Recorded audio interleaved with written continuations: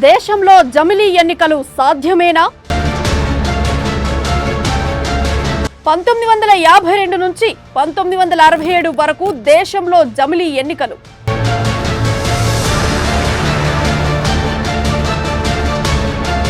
స్వాతంత్ర్యానంతరం సాధ్యమైనప్పుడు ఇప్పుడున్న అడ్డంకులేంటి?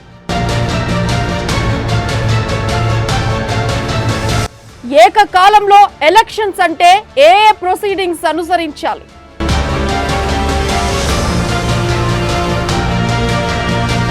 జమిలీ ఎన్నికల ప్రక్షాళనకు ఎంతవరకు దోహదపడుతుంది? రాష్ట్రపతి కోవింద్ నేతృత్వంలోని కమిటీ చర్చించే అంశాలేంటి?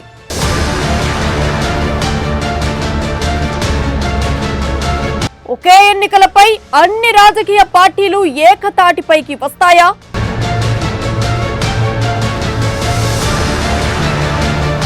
జమిలీపై రాజ్యాంగ సవరణలు అంత ఈజీయేనా? జమిలీ ఎవరికి లాభం, ఎవరికి నష్టం? జమిలీనే సర్వరోగ నివారణీయ?